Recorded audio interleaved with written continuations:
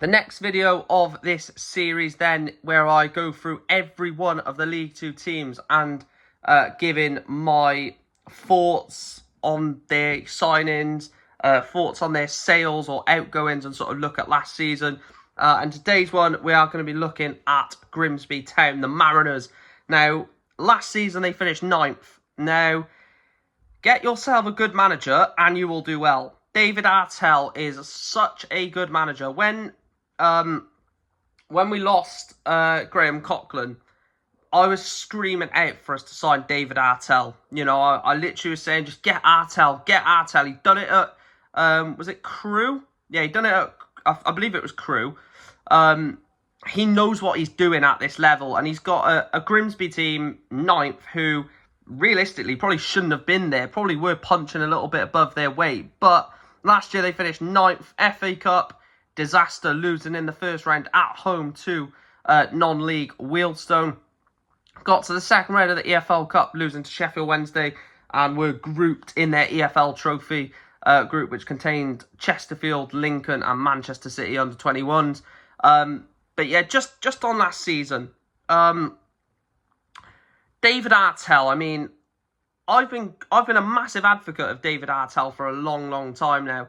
And I know that he will eventually get this team promoted, or will go somewhere and get them promoted. He's got such a good record. His quality of football is insane. His tactics are brilliant. And not just that, his man management is really good as well. And he's brought in some decent players, which we'll talk about in a minute. 9th place with this Grimsby side, and they've added a bit of extra quality into it. Generally think that, you know, this is a real good season and a real strong season ahead for Grimsby, and David Artell, in my opinion, is the man for the job. So then, we'll go through the ins. Justin Amaluzar has come in from Altrincham. Rhys Staunton has come in from Spennymoor. 2 players that, again, I'm not too sure on. I don't know how good they are, but you know, whether they work out, I don't know. You know, coming from the non-league, or coming from the National League and National League North, I'm not too sure whether that works. It might. I might be proven wrong, but again, we have no real backlog of it. Jamie Walker from Bradford is a solid signing. Good number 10, good attacking midfielder. Can play in a number 8 role as well. Jamie Walker's a solid player. Jaden Sweeney from Leyton Orient, again, is a solid signing. Zach Gilsonan from Blackburn is a solid signing. Christy Pym has been a very good goalkeeper for Mansfield Town since he's been there. And then the one for me who I think is going to be an absolute quality signing is Jazzy Cabia from Truro City. Now, a lot of people, or a lot of teams, I believe, were in for Jazzy Cabia. I think he's a player with real quality, you know, a real good eye for goal.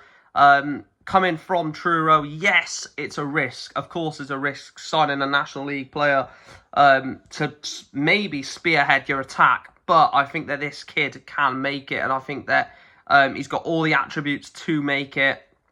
And like I said, Jamie Walker's a solid signing. Christy Pym is a brilliant signing, whether he starts or not. And Jaden Sweeney as well is another good signing from Leyton Orient. Some signings, again, like Justin Amalzor, Rhys Staunton, Zach Gilsonan, you know, it'll take time whether they work or not. Obviously, we don't know if they're definitely going to work yet. We don't know if Cabby is definitely going to work. In terms of outs, Jordan Wright joins my club, Newport County, on a undisclosed fee. Obviously, it said he wasn't out of contract. Some websites were saying he was out of contract, some saying he wasn't. So I'm not too sure if that was a released or out of contract departure for Grimsby. In terms of players that have left the club due to the expiration of their contract, Lewis Cass has gone to Harrogate. Donovan Wilson has gone to Dagenham and Redbridge. Charlie Clements has gone to Cleethorpes. Denver Hume has gone to Fleetwood, which we mentioned a couple of days ago. Jake Eastwood has gone to Cambridge United. Then Callum Ainley, Harvey Cribb, Rikel Pike, and Curtis Thompson have all left the club following the expiration of their contracts, and obviously haven't found a club since. Pike is a big loss. Callum Ainley is a big loss as well. And then if you look at the players that have found clubs, Lewis Cass, for me, is a big loss. Jake Eastwood and Denver Hume. So they have lost quality in the squad. And I think you look at those players that they've lost, and they have brought in well, but they probably do need 2 or 3 more to sort of push on from last season, because finishing from 9th to getting into the playoffs season, the next season after, you do have to improve, and you also have to make sure you don't lose too much of the team that failed to get promotion or failed to get the playoffs the previous season. We saw it with Leyton Orient.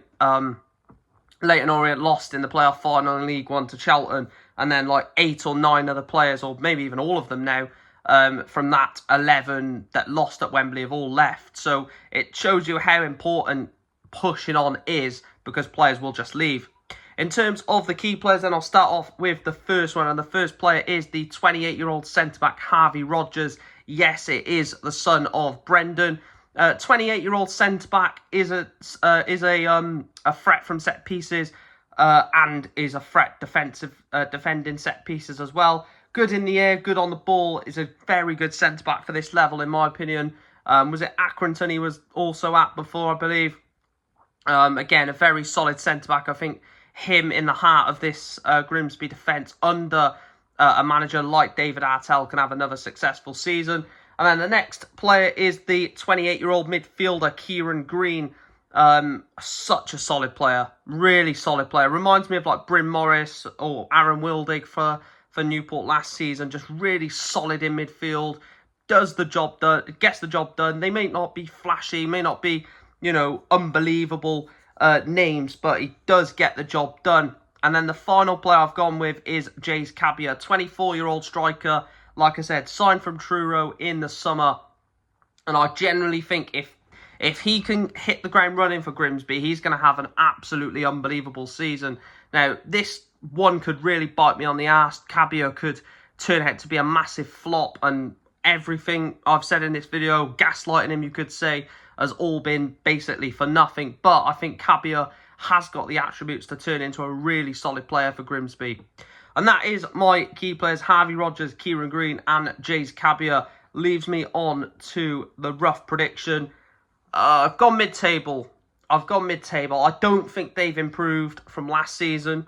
I don't think they've bridged the gap from 9th to getting into the playoffs. I think they've actually regressed a little bit with the players they've lost and the players that they've brought in. But if they can get a few more deals done over the line, then maybe they could be looking at a top 7 finish. But that's where I've put Grimsby, mid-table, probably between like 10th and like 13th, something like that. And if you are a Grimsby fan, let me know your thoughts down below. That is going to bring the end of the video. Make sure to smash a like on the video. As always, you know, your support, liking and subscribing and commenting really does help the channel, and really does help me, you know, being able to get more content out and stuff like that. So yeah, smash a like on the video. Do subscribe down below. It is free to do so, and make sure you turn the notification bell so you never miss an upload. This video is the last video of the little batch that I'm going to be pre-recording, and then I will do a few more in a few days as well. But make sure to smash a like on the video, subscribe if you are new, and yeah, I will see you in the next video. Thanks for watching.